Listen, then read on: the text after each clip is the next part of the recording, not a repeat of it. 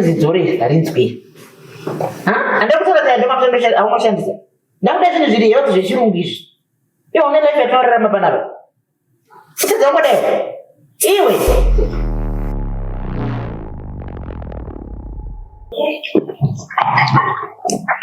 Kuchinda wakati wa form 6.